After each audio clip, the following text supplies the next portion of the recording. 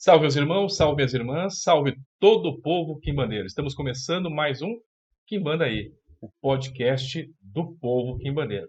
Hoje vou bater um papo com a mãe Thaís da Padilha, que está aqui do lado, também com a mãe Márcia da Mulambo e também com o pai Antônio de Bará. Mãe Thaís, prazer ter a senhora conosco. Prazer é todo meu. Mãe Márcia, bem-vinda. Obrigada pelo convite. Pai Antônio, bom ver o senhor com a gente aqui. Boa noite a todos, obrigado. Vamos começar o nosso bate-papo aqui conhecendo um pouquinho. Eu não tenho como fugir, gente, dessa pergunta. Então, todo o programa eu vou começar com essa pergunta. Porque eu quero que as pessoas conheçam um pouquinho mais sobre vocês. Então, vamos começar pelo pai Antônio de Bará. Pai Antônio, como que a religião surgiu na sua vida? Bom, primeiramente, boa noite a todos novamente, né? A religião surgiu na minha vida, Deus, desde o meu nascimento, né? Porque eu venho de uma família que já pertencia a uma casa de religião. Inclusive, eu sempre cito isso, né? Que eu nasci dentro da religião. A minha mãe foi feito um trabalho para que a minha mãe pudesse me ter, então eu conheço a religião desde que eu nasci. Quanto tempo já, pai? Bom, Para entregar a idade agora. eu tô com 48 anos, 48 né? anos. 48 anos. Mas aí, dentro dessa trajetória, existe digamos assim, uma separação, né? Do meu nascimento até os 12, 13 anos, né? Foi onde eu fiquei na casa do meu primeiro pai de santo, aí depois ele veio a falecer e eu acabei me afastando da casa de santo. E aí depois eu retornei com 29 anos. E aí foi onde foi feito toda a minha África, toda a minha Quimbanda e toda a minha Umbanda. Perfeito. Mãe Márcia da Mulambo. E a senhora, como que a religião entrou na sua vida? Boa noite, muito obrigada, boa noite a todos. Bom, a minha experiência, a minha mãe e a minha avó, nós vivemos em casa, né, com obreiros, coisas assim. E a partir da minha tia, a crescida Oxum, aí ela me convidou e eu tinha uns 13 anos quando eu comecei na religião. Então eu fazia o serviço para ela. E aí, aos poucos, eu fui entrando para a cozinha, antes era só do salão, e fazer as outras coisas. Aí comecei a passar para o fogão, e aí, pô, eu escolhe milho, lá atrás, né? Sempre escolhe um milho, torra milho. Aí, comecei a fazer só as coisas pequenas. Aí, aos poucos, ela foi me ensinando, foi me ensinando. Aí, daí, eu já passei por Gori, aí do Gori eu continuei um bom tempo. E depois eu gostei da religião e fui ficando. E tá até hoje. E tô até Quanto hoje, né? tempo, mais ou menos? Tenho 33, 34 anos. 34 anos. Olha que maravilha. E mãe Thaís, conta pra mim agora. Como que a religião entrou na sua vida? Bom, eu não veio de berço, né? Quando eu tinha 10 anos, a minha mãe começou a frequentar a religião, se encontrou na Umbanda e na Quimbanda, e como eu era pequena, né, ia junto, acompanhava. Adorava ficar sentada lá, batendo palma, cantando, né? Antigamente as crianças estavam tocando a sessão no salão e as crianças na sala brincando de sessão. Faz parte, eu acho, aí do crescimento da gente, né? E eu comecei a me interessar. Parei de ir para a sala brincar com as crianças, comecei a prestar atenção nas entidades, na chegada das entidades, naquela sensação boa do barulho do tambor, no abraço dos caboclos, porque o meu início ele foi Umbanda e Quimbanda. A nação entrou muito depois, né? Então eu sempre me senti muito bem nas sessões, era sempre uma sensação boa, uma paz, uma tranquilidade.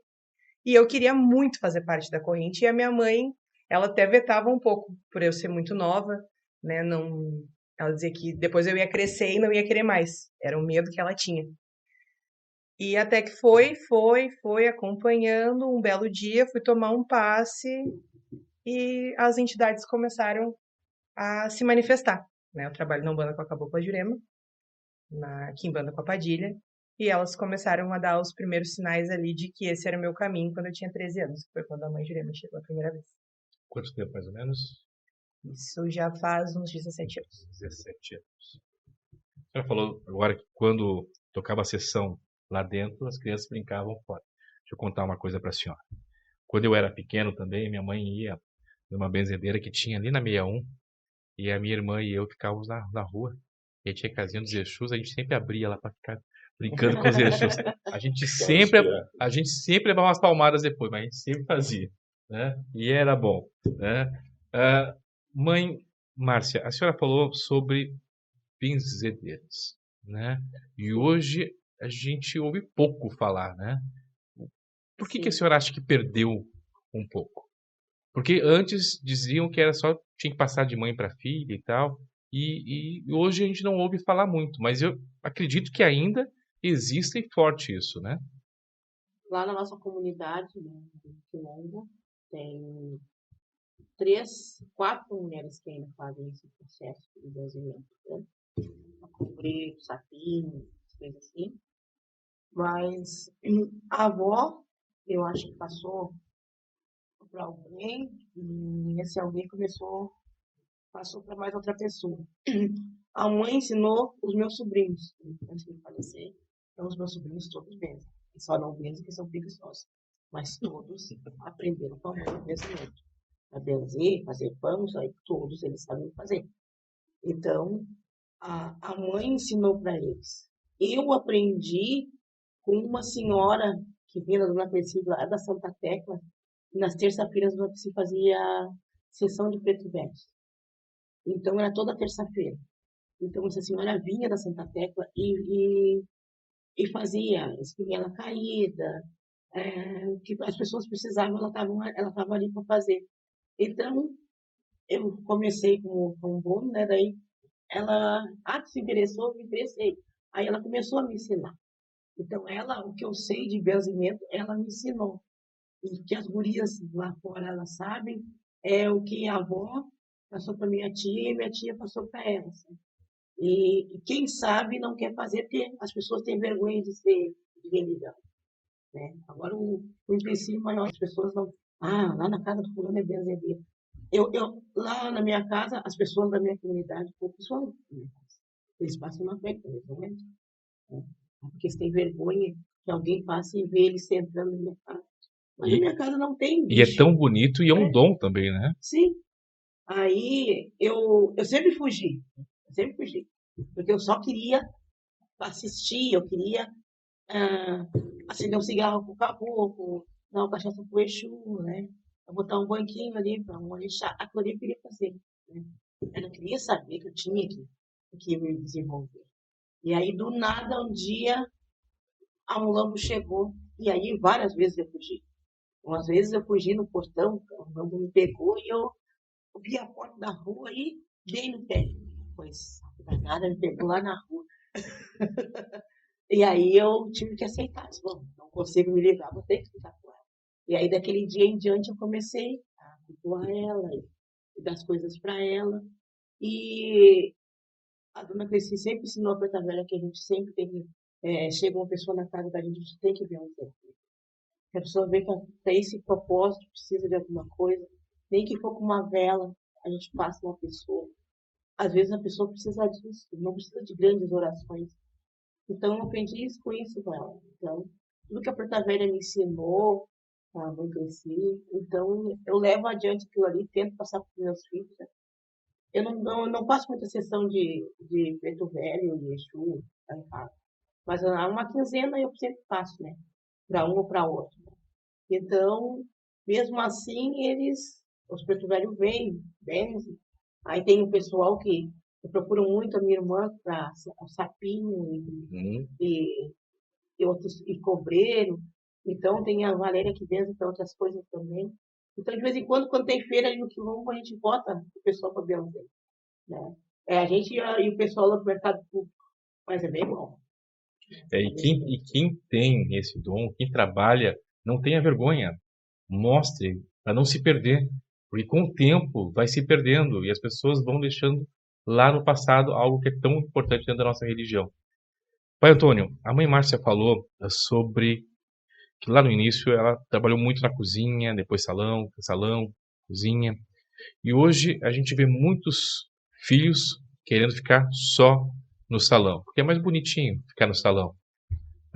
Como é que o senhor vê essas mudanças? O senhor que já tem mais de 48 anos dentro da religião, já presenciou muitas coisas, né? E a gente deve ter visto muitas mudanças acontecer. Sim. Eu tenho uns pensamentos meio fora da casinha e fora da caixinha, né? É desses que eu gosto, é desses assim que eu gosto. Porque assim, ó, eu acho não, eu tenho certeza. Hoje a religião ela virou uma tendência, né? Uma tendência e uma moda, né? Por quê? Porque todo mundo acha bonito. A nossa irmã aqui, ela falou uma coisa que talvez na visão dela seja, mas não seja, né? Porque existe sim o preconceito ainda, né? Bastante grande, mas esse preconceito ele diminuiu bastante também por causa dessa tendência. Porque hoje as pessoas acham bonito dizer que são de religião, né? Sou filho do fulano de tal, sou filho da fulana de tal lá, e porque acham bonito. Muitas pessoas hoje que estão na religião nem deveriam estar, né? Muitas pessoas hoje que estão na religião nem deveriam estar. Por quê? Porque as pessoas elas não querem passar o que tem que ser passado, né? Que nem a irmã disse, começar lá na cozinha, né? Separar o milho, colher o milho, né? Fazer uma frente, né? Tá disposto a passar um pano no chão e uma série de coisas que todo batuqueiro sabe que Lavar tem louça, que lavar a panela. louça, passar a noite em claro, né? Sair da terreira, muitas vezes tu tem que só o tempo ali de tomar um banho, ir para parar de pegar o teu ônibus e trabalhar e depois voltar para a terreira. Hoje são poucos que querem isso. Todo mundo quer ser de religião, mas participar, porque a nossa religião ela é feita de uma participação e por isso que se chama família, né? Uma família religiosa.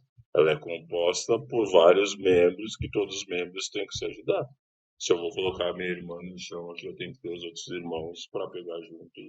Só que hoje as pessoas elas querem o quê? Elas querem o brilho do salão, como o senhor falou, né? Eu quero chegar. O batuque começa às 22. Aí tem um filho lá que chega às 22h30. Como se nada tivesse acontecido antes, né?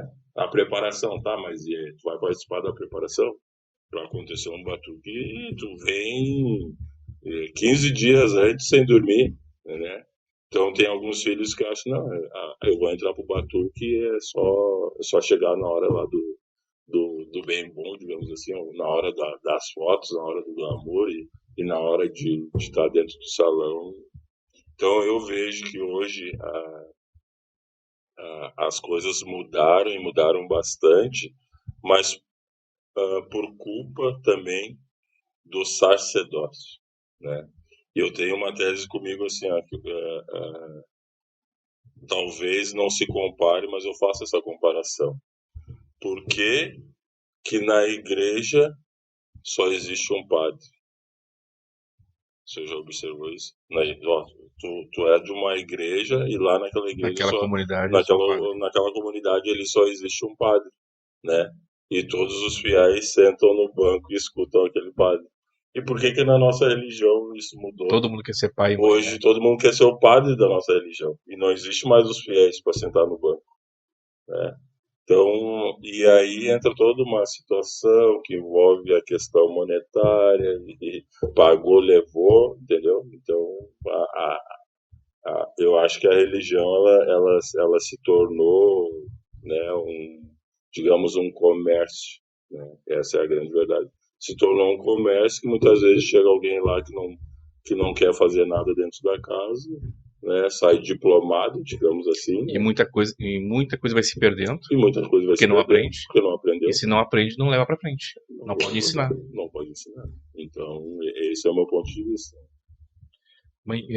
Eu acho que se encaixa muito o que o pai Antônio está falando com a preocupação da sua mãe lá no passado. Porque Com certeza. ela queria que a senhora entrasse, mas queria que a senhora tivesse a ideia que tem um compromisso. Ela Que a queria que eu religião é coisa tivesse séria. certeza de que era aquilo que eu queria pra mim. É claro, como eu disse, ela foi contra no início por eu ser muito nova. Imagina, eu tinha 12 para 13 anos. Realmente não tinha a ideia do que era a vida. Até como até hoje eu tô com 30 anos e a gente ainda não sabe o que é o dia de amanhã. Mas eu agradeço muito a ela hoje, porque ela me fez parar e pensar, né? Será que é isso que eu quero? Será que só a sensação do abraço não é suficiente para mim? Será que só tomar um passo não é suficiente para mim? E quando eu estava me convencendo disso, então o meu caminho foi traçado de outra maneira. E eu, desde que entrei, eu nunca fiquei afastada. Eu sempre segui, né? Tive em todas as casas que eu passei, me ensinaram muito. A gente sempre ouve que pedra que rola não cria limo, né? Eu tive algumas casas em que eu passei, todas tive muito ensinamento, muito aprendizado. Como diz o pai, todas sentei para aprender, né? E eu acho que hoje falta um pouco isso. Fugindo um pouco da nação, com a licença dos senhores, a gente fala também da Umbanda e da Quimbanda. Hoje em dia, tu não vê mais uma doutrina numa casa. Tu não vê mais uma sessão fechada de desenvolvimento.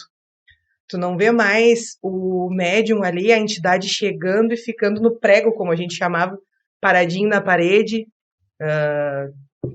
com o olhinho fechado, concentrado, entendendo a sua matéria, como aquele corpo funciona, como aquele aparelho funciona, para depois poder caminhar, girar, dançar.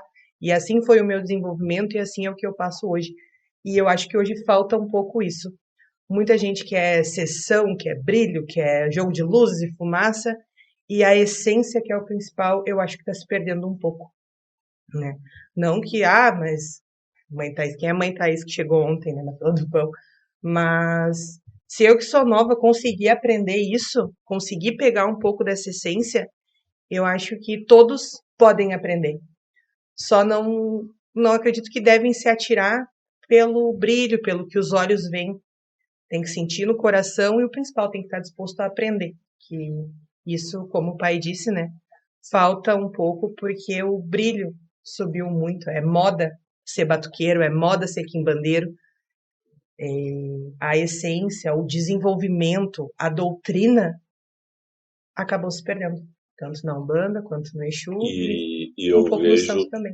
e eu vejo que aí entra aquela questão assim, ó. Eu concordo plenamente com o que a senhora falou, né? E esse é o meu ponto de vista também. Por quê? Porque lá atrás, há 18 anos atrás, eu quando meu Exu foi feito, eu tenho o Exu Cobra, né? O Exu Que nem se vê mais hoje em dia. nem se vê mais. Não existe. E ele é raro de chegar no meu corpo, ele só chega em situações extremas, né? Então eu tenho o assentamento do Exu Cobra e tenho o Exu Mulu, que é o mundano que sai pra rua, né? E mais a pombagira do forno. Só que lá atrás, quando eu recebi essas entidades, recebi a graça dessas entidades, né? Só para vocês terem uma ideia, o meu Exu Omulu, ele ficou um ano contadinho. Minha mãe falou, no prego, né? No prego, paradinho. E aí tem um amigo meu, né, que é o pai Marcelo, deixou o Sete da Lira, que quando o Sete da Lira encontra o Mulu nas festas, né, nas giras da vida, aí eles ainda brincam, né? Porque naquela época o Exu não falava, ele não tinha recebido a permissão ainda para falar. Então ele só a maneira de se comunicar, ele fazia e isso pegou. E aí muitas vezes hoje o Sete da Lira, quando encontra o Mulu, pega e mexe com ele, né? Porque era a forma que o Exu era o cumprimento deles. Era a forma que o Exu tinha de cumprimentar o outro. Entendeu? Então essa questão da doutrina hoje, e eu concordo plenamente, hoje não existe mais aquela situação assim, ó, casas, até existe, mas são raras, casas com sessões fechadas, né? Porque hoje virou tudo um espetáculo, né? Eu tenho que lotar a minha casa, eu tenho que chamar meus amigos, eu tenho que e muitas vezes quem está indo por um outro caminho acaba sendo criticado e mal entendido. Eu, de um tempo para cá, o que eu fiz? Eu estou me resguardando, até porque cada vez mais tem pessoas me procurando, né? Filhos que estão entrando para minha casa, e eu estou me resguardando, por quê? Porque eu tenho que passar a doutrina para essas pessoas, né? E de que maneira a minha entidade vai chamar a atenção daquela outra entidade lá, se não for no âmbito familiar. Porque se tu fizer isso durante uma festividade ou com a casa aberta com os amigos, né? Daí já perde sentido. Se perde Né? muita coisa, né? Se perde muita coisa, daí tá te aparecendo, quer se aparecer porque o fulano tá aqui, Quer humilhar, quer humilhar, quer isso, quer aquilo, entendeu? Então, eu tenho procurado dentro da doutrina da minha casa fechar as portas para os meus. Eu só tenho feito coisas abertas quando é festa anual. Tipo, é aniversário do Exu, daí eu vou lá, convido meus amigos e tá tudo certo. Mãe Thaís, a senhora falou da Umbanda e a mãe Márcia falou sobre os pretos velhos. E hoje a gente vê muita gira de Exu.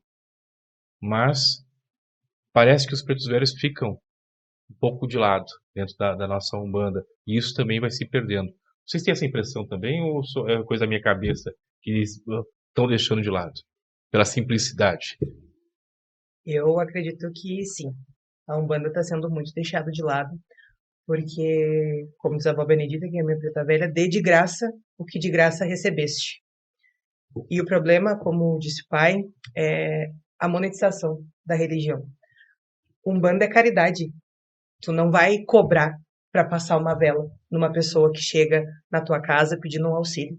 Tu não vai cobrar para ir lá fazer uma frente pro Ogum para ajudar aquele filho a arrumar um emprego. Porque se ele está procurando emprego, ele não tem dinheiro para pagar uma chefe. Né? Ele tem as contas dele para pagar, ele tem a família dele para sustentar, ou dela, né? Então, eu acho que é isso que se perdeu um pouco. E não só pelos religiosos, pelas pessoas também que procuram. Porque a gente vê alguns casos em que se vai fazer um trabalho e uma vela é pouco. Uma vela é pouco. Toda a vida, ela é sagrada. Toda. Seja de uma galinha, seja de um carneiro, um 4 pés, seja lá a vida que for é sagrada. E hoje em dia parece que se tu não degolar uma galinha, o trabalho não vai fazer efeito. E as pessoas acabam não colocando fé e procurando. Tu não quer matar uma galinha pra mim, eu vou achar quem faça. E acha. E sempre acha. Quem mate um boi. Tanto. E sempre acha. E sempre acha. E vai achar. Lá em casa a gente faz sessão de preto velho, né? Aí depois a gente faz a de caboclo. Aí a gente faz uma de Exu, voltamos pro preto velho, voltamos pro caboclo. Então, Exu quase não faço. Né? Mas desculpa perguntar, desculpa interromper a senhora, mas movimenta? Tem bastante gente? Vai bastante visita? Porque no Exu a gente vê sempre bastante gente. Né? Exu tem. Preto velho e Umbanda não. Não é só nós de casa, não. Umbanda no preto velho. O Exu às vezes aparece alguém de fora, mas no geral é os clientes que vêm no preto velho e no caboclo. A gente faz lá em casa, numa semana, na outra semana a gente faz na casa da minha filha que é mais próxima da cidade. Os clientes dela e os filhos dela também participarem, né? Então, a gente usa mais o preto velho e a Umbanda, né? Daí, a gente faz uma de Exu na minha casa, depois faz duas ou três sessões de preto velho e caboclo, a gente faz uma de Exu na casa dela. Então, a gente fica mais na Umbanda do que no preto velho, porque na Umbanda é onde tu pode furar uma perna, tu pode fazer batizado, um casamento. Agora tem casamento também no Exu, não tinha visto, mas já tem no Exu. Então a coisa está se modernizando. Né? E tem muitas coisas que a gente pode fazer. Eu aprendi quando as crianças vinham do hospital, vinham do ABC, aquelas seguranças que a gente fazia com a fita e as frutas, fazia com a mãe Jandira, fazia com o pai Oxóssi, né? Aí tinha uma senhora que trabalhava com Oxóssi ali na mão assim. Aí era sempre cheio de criança, velhos, tudo ali para tomar passe com Oxóssi, com a preta velha. E sempre foi cheio, né? Hoje em dia, se tu faz, as pessoas não querem porque vai doer as costas amanhã. As pessoas É vergonhoso dar com os velhos, com a expressão, a minha coluna quase quebrou onde estava o velho. Aí, quando eu trabalhando no outro dia, caboclo, não tem brilho, caboclo não tem brilho. Né? Exatamente. Na praia, agora, antes a festa da Mãe Iemanjá era aquela procissão que a gente fazia. Era a festa da Umbanda, né, mãe? Sim, botava o andu no braço, levava a Mãe Iemanjá até a beira da praia, fazia aquele isolamento, o povo esperava, botava um monte de doce, flores, etc. Para dar para as pessoas depois do passe. Agora chega lá, só tem melancia. Na beira da praia, só tem melancia.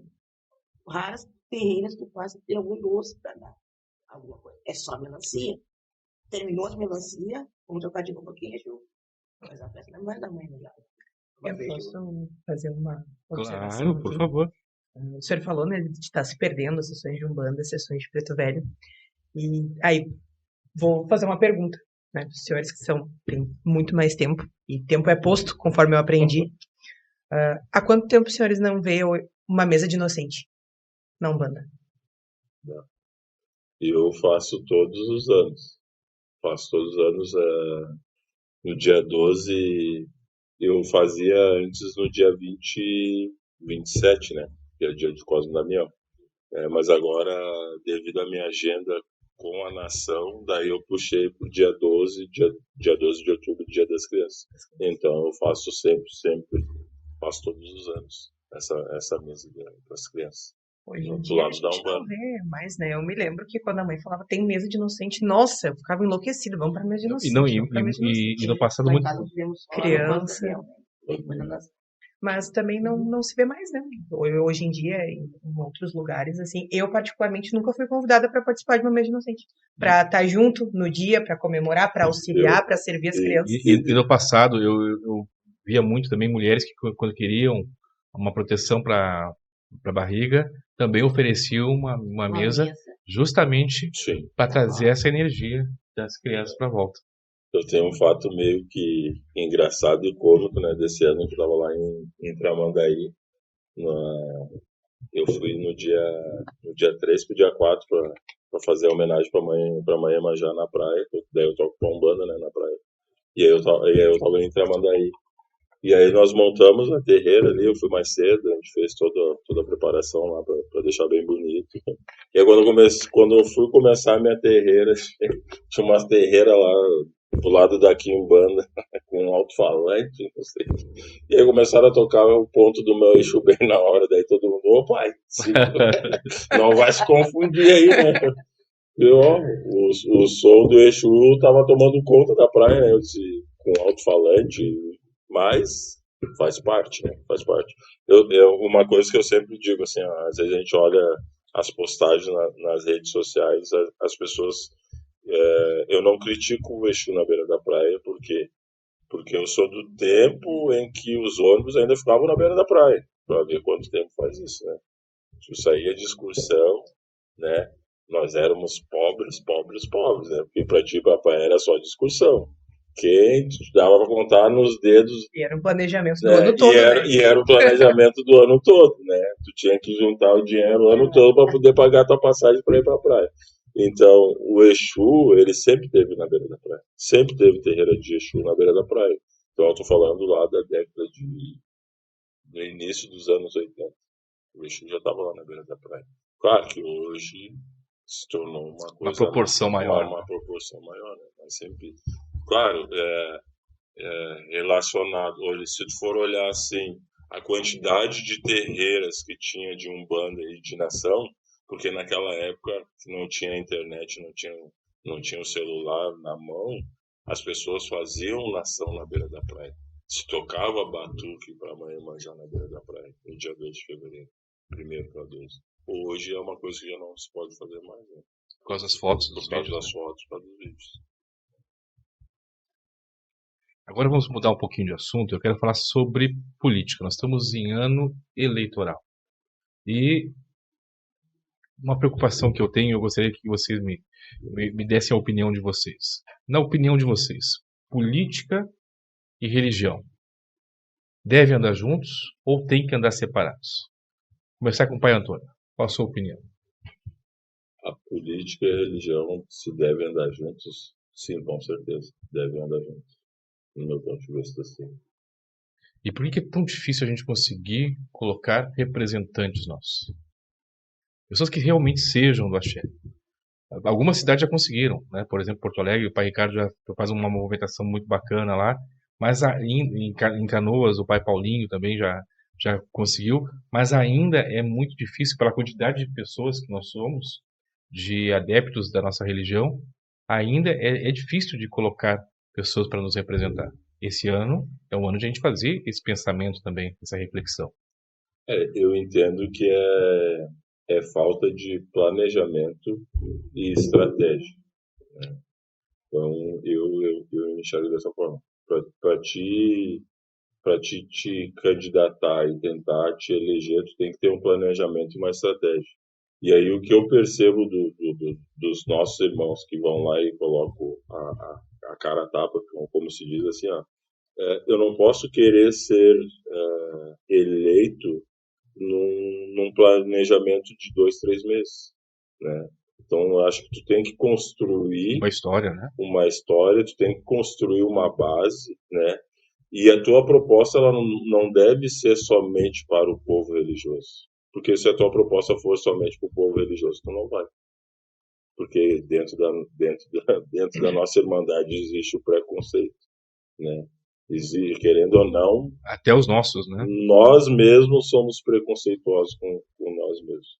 Né? Eu sempre falo, se eu for bater na casa da mãe Thaís dizendo que eu estou me elegendo, que eu estou me candidatando, talvez a mãe Thaís não me receba com bons olhos. Talvez ela tenha um pensamento assim, esse negão nunca veio aqui me visitar, agora porque ele quer se candidatar, ele veio aqui, né, falar comigo.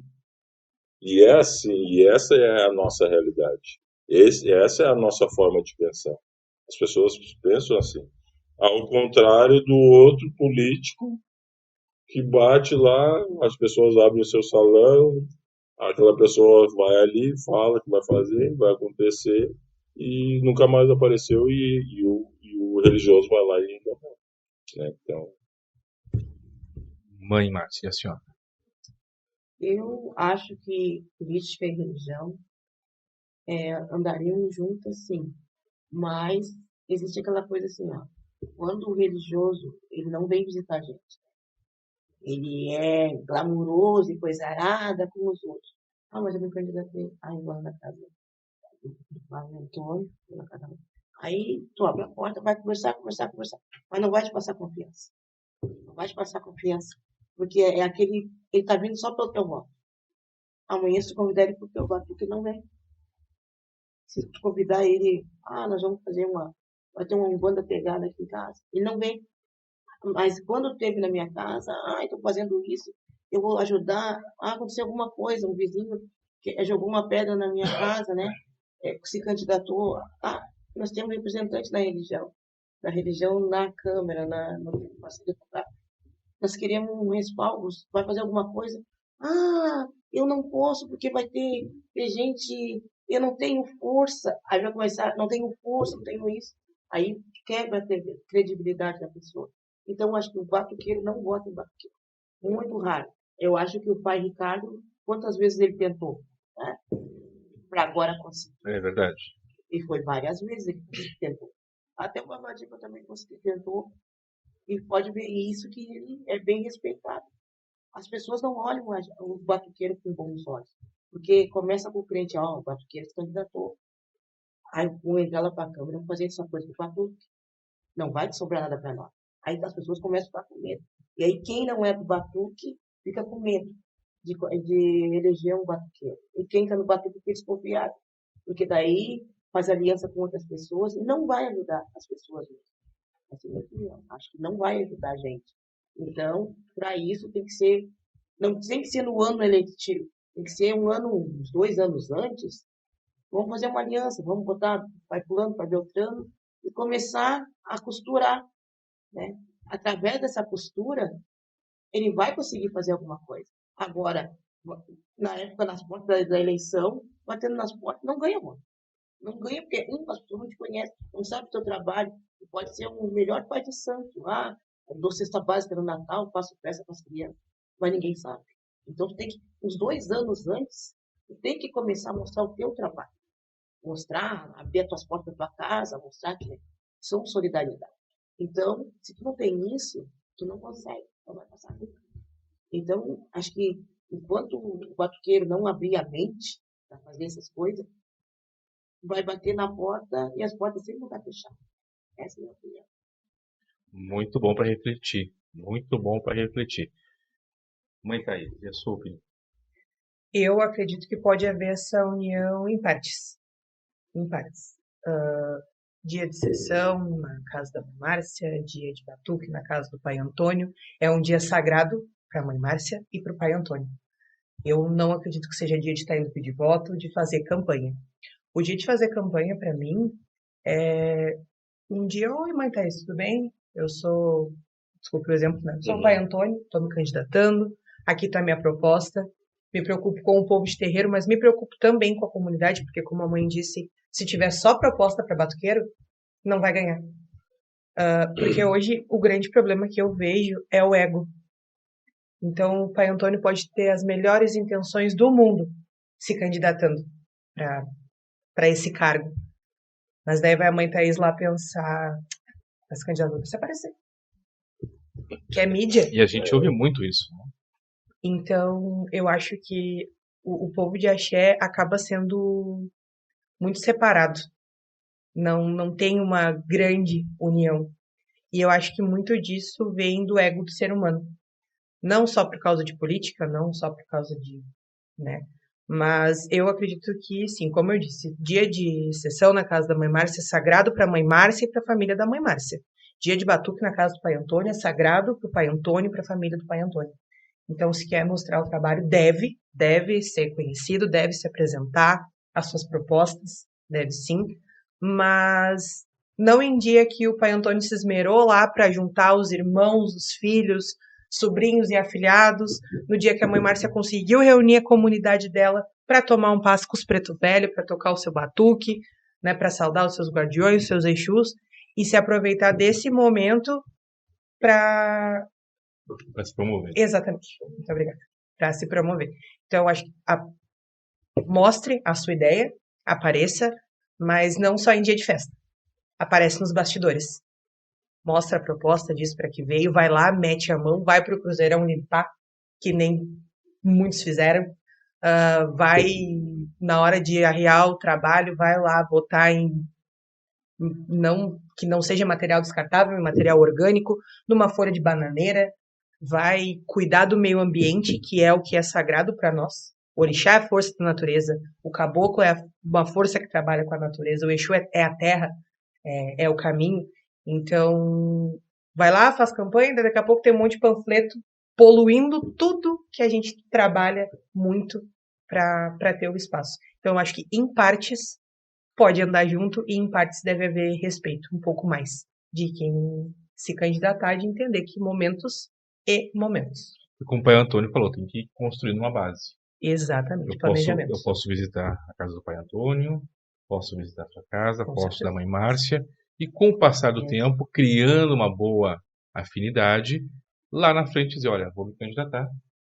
Tem o seu apoio? Isso. Que pode me O que apoiar? o senhor acha das Não, minhas foi o que ideias? criou uma base, a mãe né? falou, né? Vai fazendo as costuras. Tu tem que ir Exatamente. costurando, né? Costurando.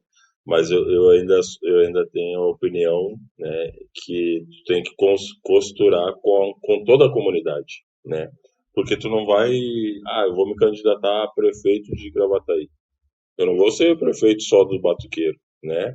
Eu tenho que ir lá e também dar minha cara a tapa, daqui a pouco, você é apedrejado, não sei, eu tenho que daqui a pouco ir lá e bater na porta do cliente e dizer pra ele, cara, a minha proposta está aqui, entendeu? Eu tô me colocando à disposição da comunidade para ajudar a comunidade, né? Ajudar a comunidade como um todo, né?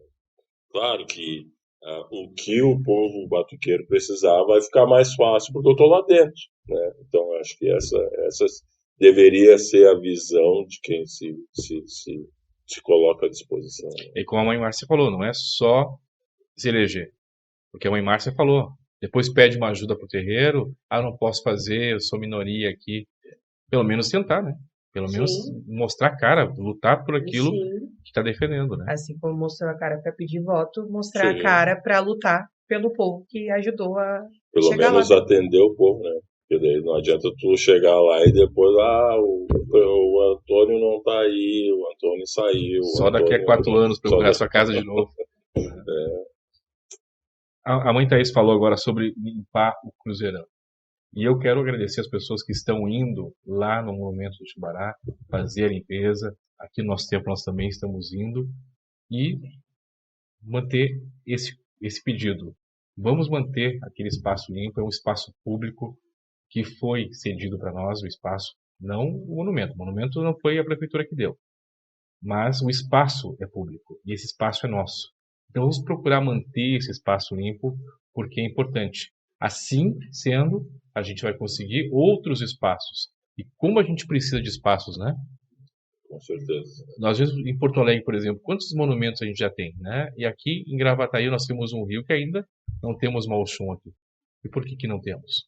Porque ainda está faltando um olhar do poder público para nós. Eu acho que se a gente mostrar com esse monumento que nós temos hoje, que nós sabemos cuidar e podemos manter o espaço em harmonia, daqui a pouco a gente está conquistando outros espaços aqui na cidade. Vocês não acham? Com certeza. E um exemplo disso é o Santuário Afro. O Santuário Afro tu não consegue mais entrar. Eu acho que, não sei, de repente com medo de entrar mato adentro, entro, dão 3 passos e atiro muita coisa ali. Eu tenho interromper a senhora. A informação que chegou até mim, eu não sei se essa informação é real, é que nós perdemos o santuário. Que nós perdemos justamente pelo relaxamento. A lixeira que estava aquilo ali. O Ministério Público foi o que me passaram. Se eu estiver errado, alguém pode mandar aqui para nós. Mas por nós não cuidarmos do espaço, nós perdemos. E como é difícil a gente conquistar alguma coisa. E quando a gente conquista, a gente perde por não cuidar. Justamente, né? Por isso o exemplo. Foi um local que foi cedido, foi uma luta também, uma conquista, e não foi cuidado. Então a gente tem que lembrar que a gente tem 2 olhos, 2 orelhas, 2 mãos e apenas uma boca. Então antes de criticar, vai lá, mete a mão e faz. Para a gente não perder. Tudo bem, eu estava trabalhando, não pude ir no dia da manifestação, eu estava com o filho no chão, não pude participar.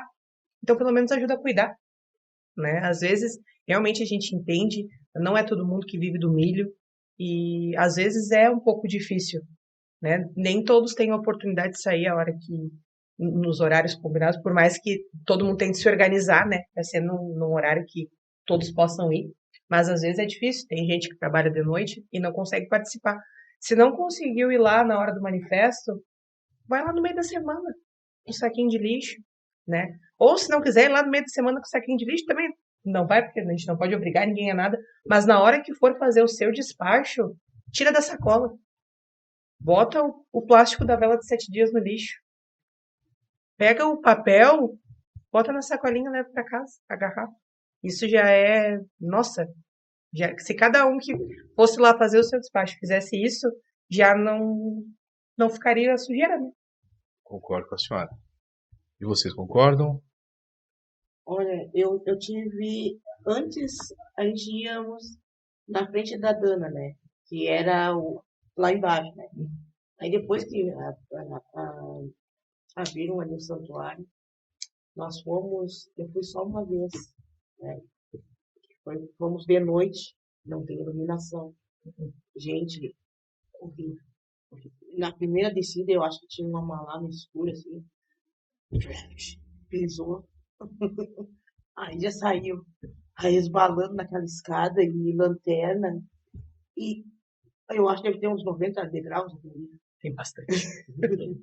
Até a gente chegar lá embaixo, tinha de tudo. As quartinhas que as pessoas pegam na sacola, eu acho que atiram com medo. Não cai no mato, cai na escada. Caco de vidro, sabe? Então as pessoas ficam com medo. Essas coisas não precisam despachar no santuário. É vidro. Quantos anos vai levar Vidro é lixo, né? vai levar para deteriorar aqui. As pessoas não. Tem bananeira, tem mamona. Faz suas oferendas lá em casa, nós vamos cascar as bananeiras, as folhas de Adão.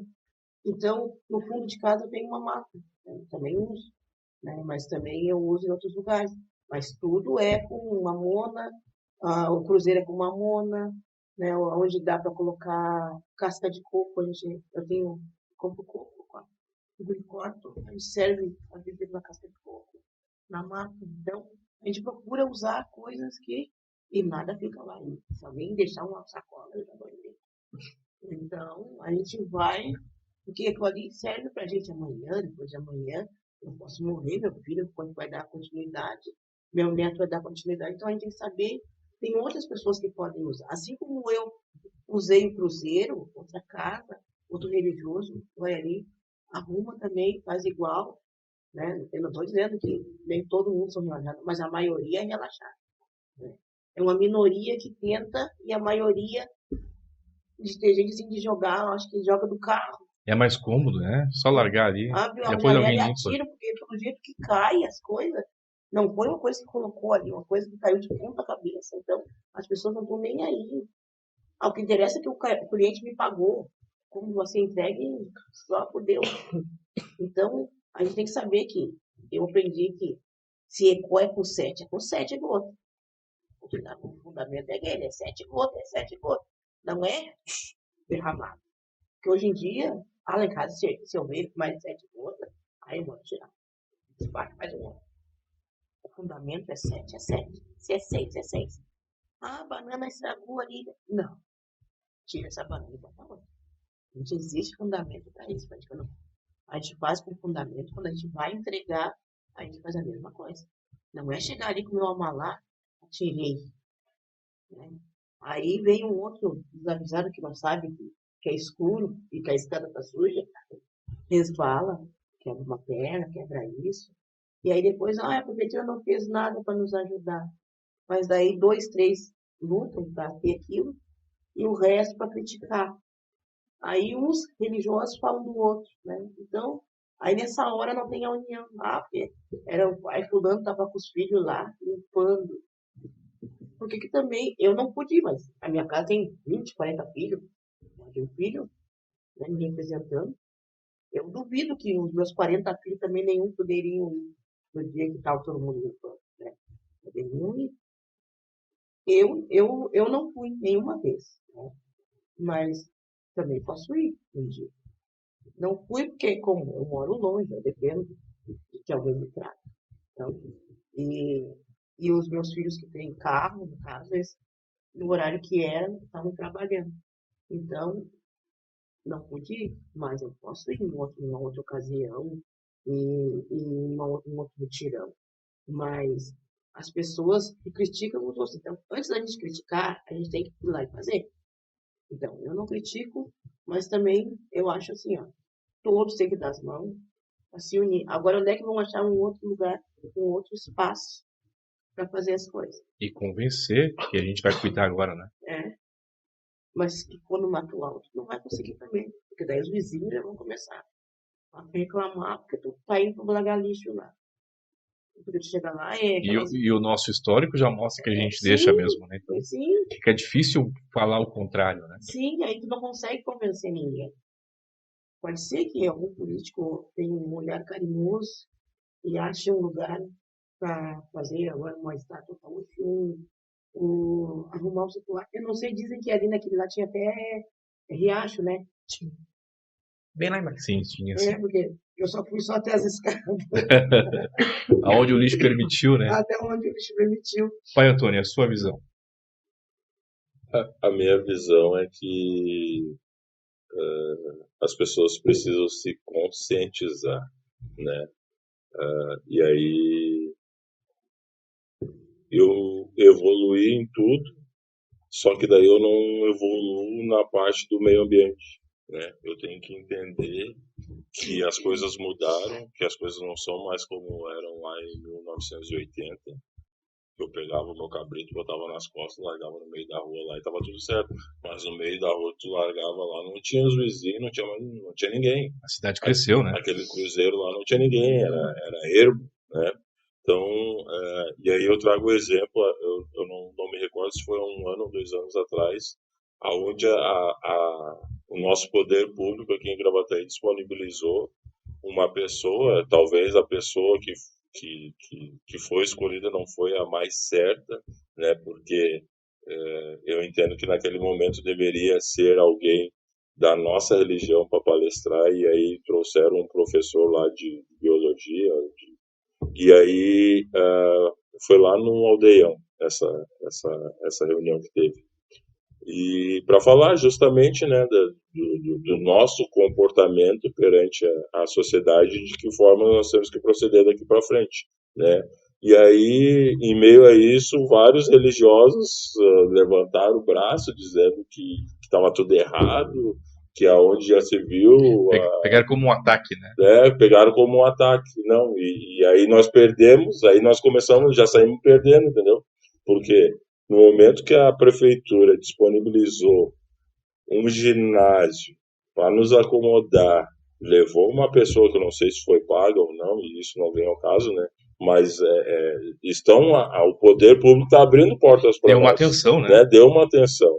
E aí, né, começou a passar os slides lá, ó, falar sobre o meio ambiente, e vários religiosos se levantaram. Não, mas eu não vim aqui para vocês me ensinar a fazer religião.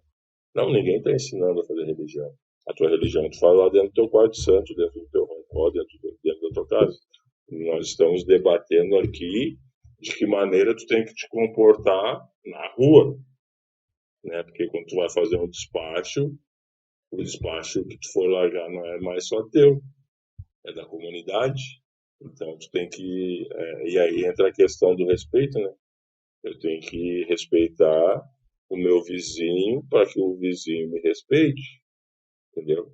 Então eu tenho o meu cruzeiro lá do Paibará, mas eu não posso chegar lá e deixar um galo aberto nas costas e, né, no tempo, e daqui a pouco vai cheirar e o vizinho tem que conviver com aquilo ali. Não, eu tenho que procurar um local. É bom senso, né? Eu tenho que procurar um local ideal que não vá agredir a natureza, que não vá perturbar a comunidade para mim fazer esse despacho, né? Então, acho que falta muito, né, da nossa parte evoluir nesse aspecto também, né, de entender que nós tínhamos, né, um ambiente onde foi cedido pelo poder público através de muita luta. Eu acredito que estou chegando na cidade faz 6 anos. Eu acredito que as pessoas mais antigas, lá, os nossos antepassados lutaram bastante. Tudo para a nossa religião, né? É muito custoso. Né? Lutaram bastante por aquele espaço, e aí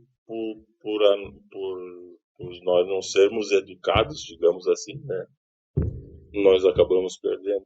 Então nós temos que nos reeducar, né? Acho que a palavra é reeducar, né, para a gente seguir em frente. Meus queridos, nosso programa chegou ao fim. Eu sei, o bate-papo estava muito bom, mas nosso tempo estourou. Eu quero agradecer o Fuzue Pub, nosso patrocinador. O Fuzue Pub fica na parada 59 de Gravataí. Ele apoia o nosso programa aqui. Vai ter agora o Feirão do Axé lá no Fuzue Pub. Vai tratar sobre intolerância religiosa também. Vocês todos são convidados, vocês também. Estejam lá, por favor. E agora eu gostaria que o pai Antônio me dissesse aonde fica o templo dele, se despedisse e também deixasse a rede social para o pessoal poder acompanhar ele. Pai Antônio, muito obrigado por estar com a gente aqui. Se despeça, por favor, e deixa a sua rede social e diga onde as pessoas podem encontrar o seu templo. Bom, primeiramente gostaria de agradecer ao mestre Lucas pelo convite, agradecer a todos que estão nos assistindo, deixar o meu axé desde já a todos, né? A minha casa de religião fica no bairro São Vicente, na rua São Carlos 937. Né? Na minha rede social lá no Facebook, você me encontra como Antônio Carlos de Baralodê, né? E no Instagram também. Perfeito. Muito obrigado, foi um prazer ter o senhor com a gente aqui. Mãe Márcia da Mulambo, muito obrigado por ter vindo, foi um prazer ter a senhora com a gente aqui. Diga para mim, por favor, para o pessoal, onde eles podem encontrar o seu templo e a sua rede social.